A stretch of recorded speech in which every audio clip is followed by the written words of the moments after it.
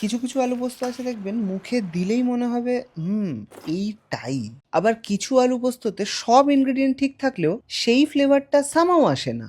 কারণ হয়তো এই রান্নাটা রেসিপি দিয়ে যতটা না তৈরি হয় তার থেকেও বেশি তৈরি হয় ছোট ছোট হ্যাবিট দিয়ে। পোস্ত কতটা ভিজলো, কতটা ধীরে ধীরে রান্না হলো, সর্ষের তেলের ঝাঁঝটা কতটা ফ্রেশ থাকলো, এরকম ছোট ছোট জিনিস। আর মেবি সেই কারণে আলু পোস্ত এত সিম্পল হয়েও সব বাড়িতে একরকম লাগে না। আজকে বানাচ্ছি আমাদের বাড়ির মতো সিম্পল আলু পোস্ত, একটু স্মুথ, একটু সেমি লিকুইড, গরম ভাতের সাথে এক্স্যাক্টলি যেমন ভাল লাগে। তো প্রথমেই পোস্তটা ভিজিয়ে নিচ্ছি। হ্যাঁ জানি অনেকেই একবার পোস্তটা মিক্সারে শুকনো ঘুরিয়ে তারপর জল দিয়ে বাটেন আর শেষে এরকম একটা টেলটেলে টেক্সচার পান, তাই তো? আসলে পোস্ত তো বীজ, তাই ওতে বেশ অনেকটাই তেল থাকে। তাই শুকনো শুকনো পোস্ত ব্লেন্ড করলে বীজের ভেতরের তেলটা আলাদা হয়ে যেতে শুরু করে, আর পরে রান্না হলে টেস্টটাও সামও একটু ফ্ল্যাট লাগে। তাই একটু ভিজিয়ে নিয়ে ছেঁকে আবার একটু জল দিয়ে বাটলে পোস্ত সেই স্মুথ আর সেই ক্রিমি হয়ে ব্লেন্ড হয়। এবারে আলু কাটছি। এরকম খুব ছোট্ট ছোট্ট করে কিউব করলে কিন্তু গলে যেতে পারে, আবার এত বড় বড় করে রাখলেও কিন্তু ভেতরটা ইভেনলি সেদ্ধ হতে টাইম লাগবে। তাই এই মিডিয়াম সাইজ কিউব রাখছি, যাতে সেদ্ধ হলেও শেপটা মোটামুটি সুন্দর থাকবে। এবার পোস্তটা বেটে নিচ্ছি কাঁচা লঙ্কা দিয়ে। হ্যাঁ অনেকেই একটু রাফ টেক্সচার পছন্দ করেন, কিন্তু পার্সোনালি আমাদের আলু পোস্ত একটু স্মুথের দিকেই বেশি ভালো লাগে। স্মুথ পোস্তটা যখন আলুর গায়ে এরকম লেপ্টে থাকে ভাই।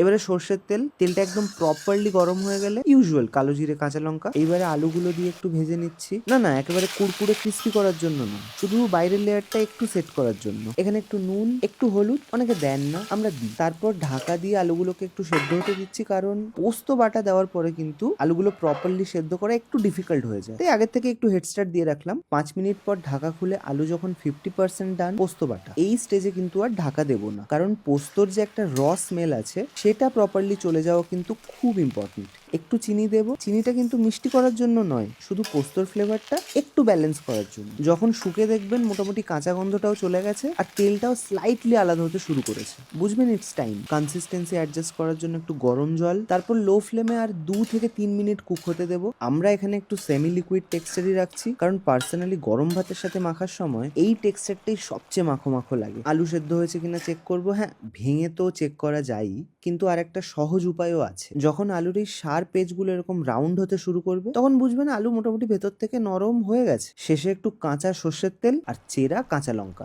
That's it. এই নামানোর আগে কাঁচা লঙ্কা আর সর্ষের তেলের গন্ধের যে মাদকতা, এটা আমি অবাঙালিদের কি করে বোঝাই। এই গরম ভাতে পাতলা পাতলা ডাল মেখে, সাথে এই ক্রিমি আলু পোস্তর প্রলেপ, ওপরে কাঁচা লঙ্কা আর সর্ষের তেলের কিক, যেন অপ্সরারা এসকট করে স্বর্গে নিয়ে যাচ্ছে। ট্রাই করে ডেফিনেটলি তো জানাবেনই, বাট কমেন্টে জানান আপনারা বাড়িতে আলু পোস্ত খেতে কিভাবে পছন্দ করেন। আর রান্নার ছোট বড় টিপসের জন্য সাবস্ক্রাইব করুন ক্যালকাটা কিচেন। আজ আসি, আবার দেখা হবে।